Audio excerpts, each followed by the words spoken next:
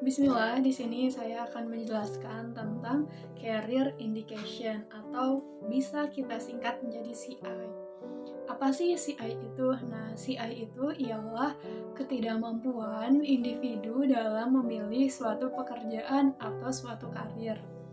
Individu yang merasakan CI selama proses pembuatan keputusan karir tidak punya atau tidak mampu menspesifikasikan pilihan pekerjaan apa yang relevan dengan dirinya atau dengan karakteristik yang dia miliki.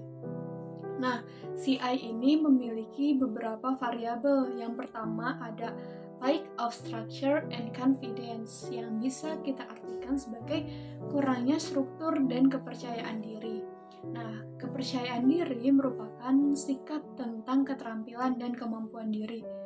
Pada dimensi pertama ini dideskripsikan sebagai sedikitnya pengalaman kerja serta pengetahuan mengenai karir yang dapat membuat individu memiliki sedikit kepercayaan diri dalam pembuatan keputusan karir yang nantinya akan menimbulkan kecemasan dan cenderung menghindari pengambilan keputusan. Variabel yang kedua ada perceived external barrier yang dapat kita artikan sebagai hambatan eksternal yang dirasakan. Dimensi kedua mendeskripsikan bahwa terdapat penghalang atau gangguan terhadap persepsi individu yang berasal dari lingkungan eksternal. Ini bisa berupa peristiwa atau sebuah kondisi. Nah, apa sih yang dihasilkan dari gangguan ini? Yang akan dirasakan ialah menghambatnya proses pembuatan karir yang menyebabkan individu membutuhkan dukungan dan informasi mengenai dunia kerja dalam membuat suatu keputusan. Yang ketiga ada approach conflict yang dapat kita artikan sebagai pendekatan konflik. Dimensi ketiga ini mendeskripsikan konflik yang dialami individu ketika dihadapkan pada satu atau beberapa kemungkinan pilihan yang keduanya disukai dalam proses pembuatan keputusan. Nah, konflik ini membuat individu merasa sulit untuk menentukan keputusan mana yang baik bagi dirinya. Dan variabel yang terakhir ada personal conflict. Nah, personal conflict ini ialah konflik pribadi yang terjadi dengan dirinya sendiri. Dimensi keempat ini menggambarkan individu memiliki konflik yang mampu mengganggu proses pengambilan keputusannya. Kesulitan yang bersumber dari keinginan diri untuk mengejar karir dan memenuhi kebutuhan dari seseorang. Yang penting atau timbulnya kecemasan pada diri individu pada proses pembuatan pemilihan karir. Baik, di sini saya akan menjelaskan mengenai adaptabilitas karir.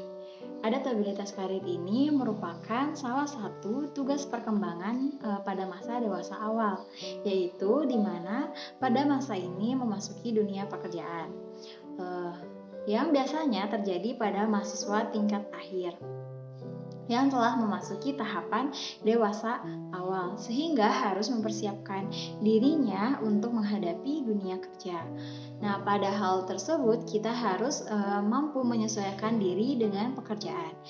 Penyesuaian diri ini merupakan perilaku atau kemampuan seseorang dalam mengatasi suatu perubahan kondisi.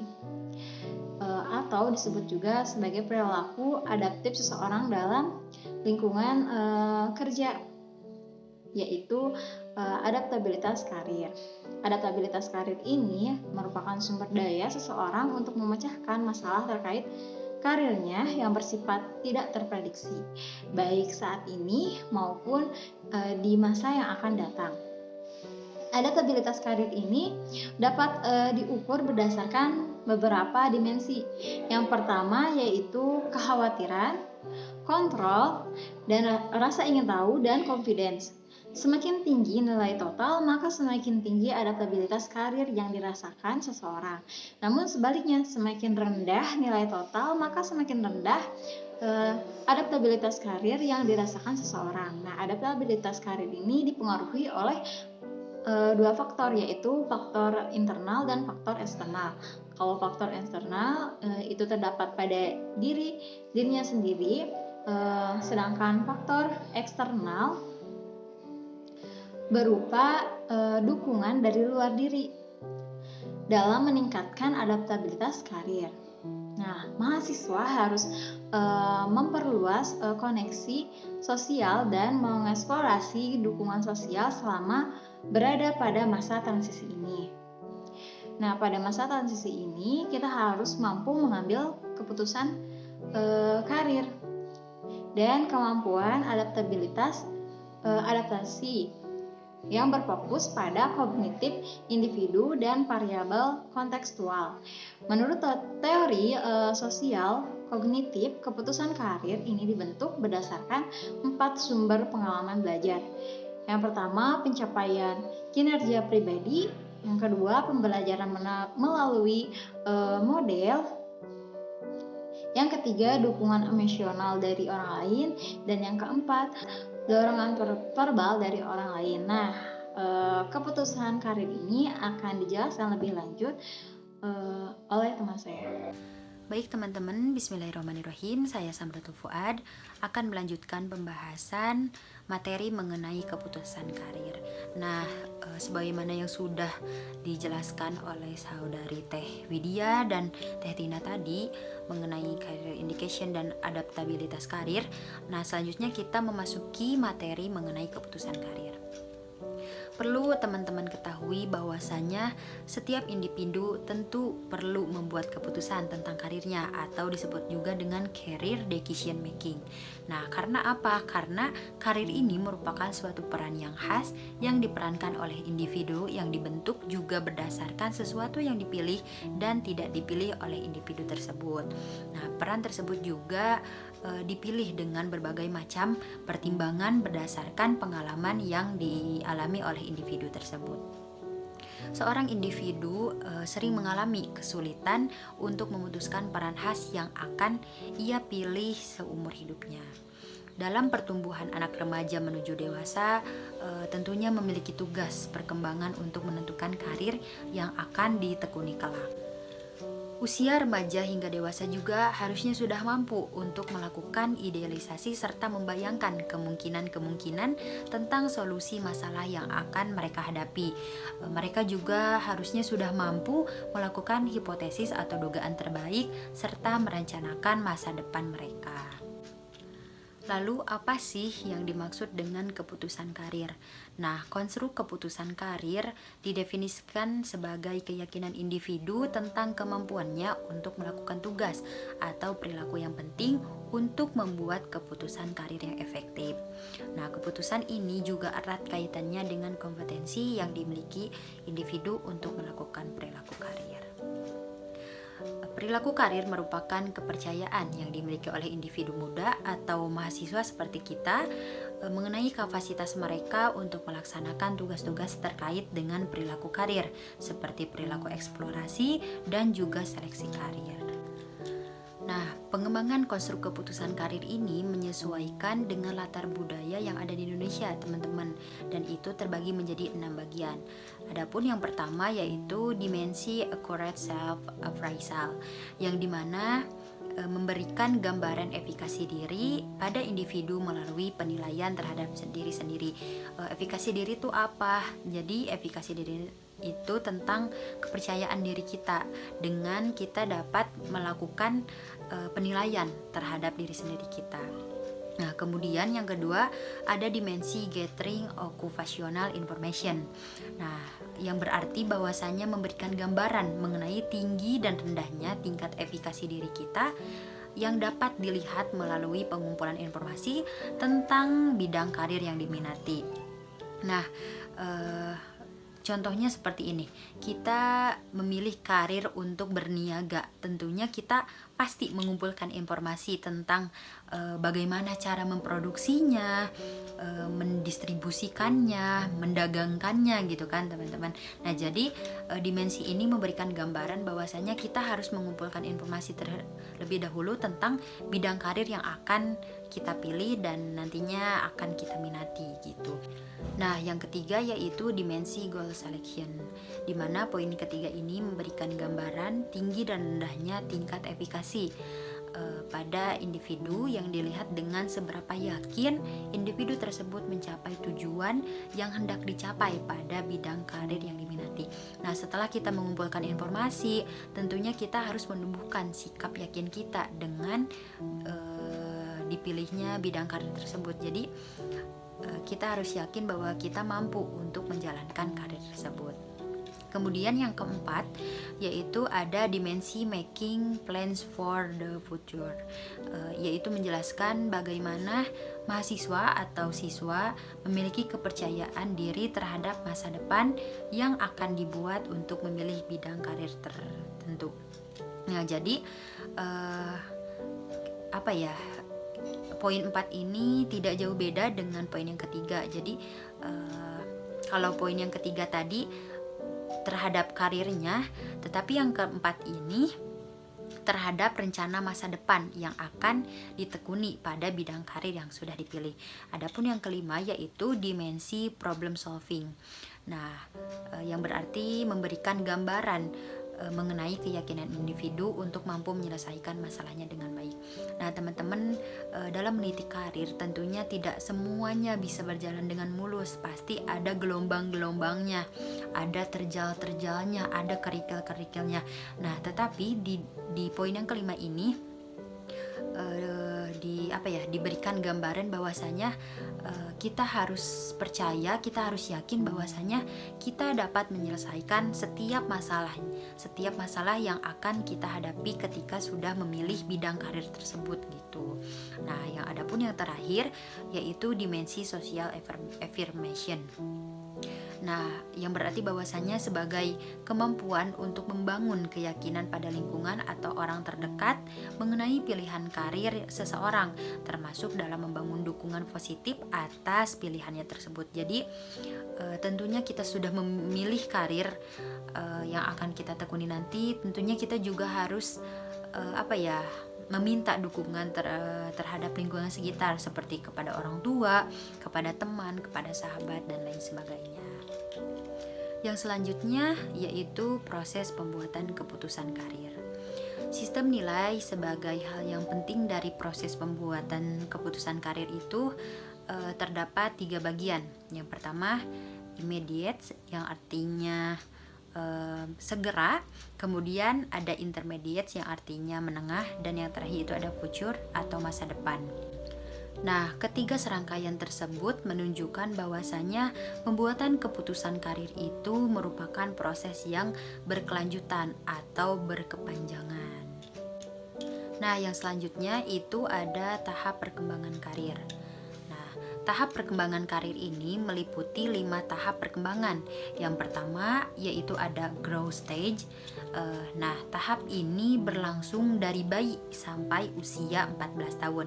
Nah, karakteristik dari tahap ini juga adalah penekanan pada perkembangan fisik serta psikologis. Selain itu juga terbentuknya sikap, nilai, kemampuan, dan keterampilan serta minat akan mempengaruhi pikiran individu di masa yang akan datang. Nah, yang kedua ada tahap exploration stage. Nah, tahap ini berlangsung dari masa remaja sampai pertengahan usia 20 tahunan. Pada akhir masa remaja, individu akan mulai membuat pilihan yang berhubungan dengan pekerjaan di masa yang akan datang. Contohnya seperti membuat keputusan jurusan kuliah. Nah, yang ketiga yaitu ada establishment stage. Pada tahap ini merupakan tahap awal dari proses karir yang berlangsung sampai usia dewasa, di mana individu mulai masuk dalam pekerjaannya. Nah, kemudian ada tahap yang keempat yaitu maintenance stage, yang artinya usia paruh baya sekitar 45 sampai 65 tahun dan merupakan tahap mempertahankan posisi pekerjaan. Dan yang terakhir itu ada decline stage, berlangsung pada usia lanjut. Bagi kebanyakan individu juga merupakan tahap pensiun dari pekerjaan dan adanya kebutuhan baru untuk mencari peran lain untuk mengekspresikan dirinya. Selanjutnya ialah pemilihan karir pendekatan social learning. Nah, penggunaan teori social learning ini merupakan upaya untuk menyederhanakan pilihan karir kita gitu. Menyederhanakan proses pemilihan karir, atau bisa kita sederhanakan seperti itu. Nah, terutama ini didasarkan pada peristiwa-peristiwa kehidupan yang berpengaruh terhadap penentuan pemilihan karirnya. Dalam social learning, perkembangan karir melibatkan 4 faktor gitu ya. Yang pertama ada trait, yang kedua ada genetik, ada lingkungan, ada pengalaman belajar, serta yang terakhir ada keterampilan. Nah, saat kita berbicara tentang genetik atau warisan gitu ya, warisan genetik dan kemampuan khusus mencakup sejumlah kualitas bawaan individu gitu ya. Terus ada lingkungan yang dimana kondisi dan peristiwa lingkungan dipandang sebagai faktor yang berpengaruh yang seringkali berada di luar kontrol individu. Kemudian ada pengalaman belajar. Pengalaman belajar mencakup pengalaman belajar instrumental dan asosiatif. Nah, pengalaman belajar instrumental ini dipelajari individu melalui reaksi terhadap konsekuensi atau tindakan yang hasilnya dapat langsung teramati dan melalui reaksi orang lain. Nah, kemudian pengalaman belajar asosiatif mencakup reaksi negatif dan positif. Pengalaman belajar yang unik dari masing-masing individu selama hidupnya menyebabkan berkembangnya pengaruh primer yang mengarahkan pilihan karirnya. Kemudian yang ketiga, yang terakhir ada keterampilan. Nah, keterampilan ini bisa kita sebut sebagai soft skills yang mencakup keterampilan atau problem solving atau kebiasaan kerja, respon emosional, dan juga respon kognitif. Nah, pengaruh 4 faktor tadi mencakup generalisasi self gitu, yang dimana berdasarkan pengalaman, keterampilan dalam menghadapi lingkungan, dan juga perilaku saat memasuki karir seperti saat melamar pekerjaan. Nah, pembentuk keyakinan dan generalisasi individu merupakan hal yang sangat penting dalam model social learning ini. Individu menelusuri asumsi keyakinan individu, eksplorasi alternatif keyakinan, dan juga tindakan yang perlu dilakukan. Individu memahami sepenuhnya validitas keyakinan individu. Nah, yang merupakan komponen utama dalam social learning. Pada perkembangan karir ada beberapa bagian. Yang pertama ada falsafah perkembangan karir, kedua interval perkembangan dan minat karir, dan yang ketiga strategi perkembangan karir. Yang pertama, falsafah perkembangan karir mengacu pada pendekatan psikoanalisis Sigmund Freud dan Anna Room. Pada pendekatan psikoanalisis, perkembangan karir memandang kerja adalah cara untuk memuaskan dorongan dan penyaluran keinginan yang tersublimasi atau dorongan ke arah yang lebih tinggi. Pendekatan sosiologis atau situasional terhadap perkembangan karir menekankan hubungan timbal balik antara faktor psikologis, ekonomi, sosiologis dari pilihan dan perkembangan okupasional. Adapun Anna Rowe berfokus pada hubungan dini dalam keluarga. Rowe menekankan pengalaman masa kanak-kanak merupakan faktor penting dalam kepuasan individu dalam pemilihan okupasinya. Rowe mengklasifikasikan okupasi ke dalam 2 kategori utama, person-oriented dan non-person-oriented. Interval perkembangan dan minat karir yang diusung Ginsberg, Axelrod, dan Herma, yang dimana para tokoh ini adalah sebagai ahli pertama yang menggunakan pendekatan perkembangan terhadap teori pemilihan okupasi. Mereka mengemukakan bahwa pilihan okupasi merupakan proses perkembangan selama 6 hingga 10 tahun yang dimulai sekitar usia 11 tahun dan berakhir sekitar usia 17 tahun. Terdapat 3 periode atau tahap perkembangannya, itu ada fantasi, tentatif, dan realistik. Nah, Holland juga memandang pilihan karir sebagai ekspresi atau ekstensi kepribadian ke dalam dunia kerja yang diikuti dengan pengidentifikasian terhadap stereotip okupasional tertentu. Holland memandang modal personal orientation sebagai kunci menuju pilihan okupasi individu. Sentral bagi teori Holland adalah konsep bahwa individu memilih karir untuk memuaskan orientasi kesenangan pribadinya. Holland menggambarkan 6 gaya kesenangan pribadi dan 6 lingkungan kerja yang cocok dengan gaya tersebut. Yang pertama ada realistik, investigatif, artistik, social, enterprising, dan konvensional.